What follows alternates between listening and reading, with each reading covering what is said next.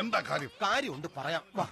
എന്താടാ ജമീല മേഡത്തിന് തോന്നുന്നുണ്ടോ കേരളത്തിൽ ഈ ഒരു ലൈംഗിക തൊഴിലാളികൾക്ക് ഒരു പ്രസക്തി ഉണ്ട് എന്നുള്ളത് തോന്നിയിട്ടുണ്ട്?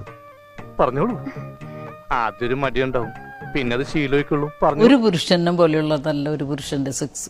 ഒരു സ്ത്രീക്കുള്ള താല്പര്യമല്ല ഒരു സ്ത്രീക്കുള്ള താല്പര്യം. എന്നെ വേണേ രണ്ടടി അടിച്ചോ, പക്ഷെ ഞാൻ ഉള്ളത് പറയും. അതൊക്കെ ഇതിനപ്പോ ഇവിടെ പറയുന്നത് അതൊക്കെ എല്ലാവർക്കും അറിയുന്നതല്ലേ. സെക്സ് എന്ന് പറഞ്ഞാൽ കംപ്ലീറ്റ് ബോഡിയിൽ സെക്സ് ഉണ്ടായിരുന്നില്ല. എവിടെയാണോ സ്ഥലം അവിടെ മാത്രം വിഭജിച്ചിട്ട് ഒരു ഇഞ്ചക്ഷൻ ചെയ്യൽ മാത്രമേ ഉണ്ടായിരുന്നുള്ളൂ. ഇഞ്ചക്ഷൻ ചെയ്യാൻ നമ്മൾ ലൈറ്റായിട്ട് കൈ ഇങ്ങനെ പൊക്കി കൊടുക്കല്ലേ ഉള്ളൂ, അത് മാത്രമേ ഉണ്ടായിരുന്നുള്ളൂ. അത് കഴിഞ്ഞ് അവര് പോയി. പെണ്ണിനെന്ത് നടന്നെന്ന് ആണിനെന്ത് നടന്നെന്ന് യാതൊരു പൈസ നിന്ന് പോയി.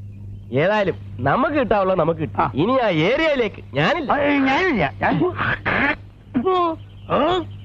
അതിനെ സംബന്ധിച്ചിടത്തോളം what was your sexual fantasy? അത് ഉത്തരം പറ. അത് ആണെങ്കിൽ ഒരു പുരുഷന്റെ കൂടെ ഉറങ്ങാൻ പാടും. എനിക്ക് ഒരു പുരുഷന്മാരെ പോരാ തോന്നി. അതങ്ങനെ വരൂ, അതങ്ങനെ സംഭവിക്കൂ.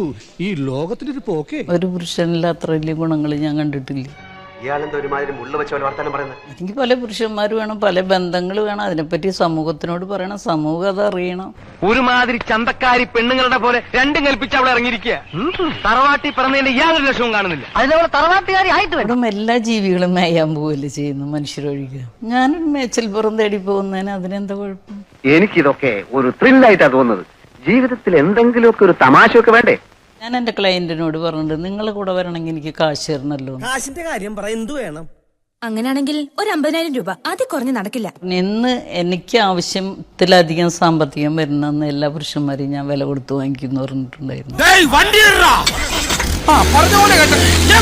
ഞാൻ അവന്റെ അടുത്ത് പറയട്ടെ വണ്ടി എടുക്കാം. അവരോട് പറയണ്ട, ഞാൻ കയറിയിട്ട് പറഞ്ഞാൽ മതി. എനിക്ക് സൈഡ് സീറ്റ് വേണേ. ഇത് വണ്ടി എടുത്തോ. വിട്ടോ വിട്ടോ. അയ്യോ ഞാൻ കയറിയില്ല. നീ ആട്ടോ വിളിച്ചു വന്നാ മതി.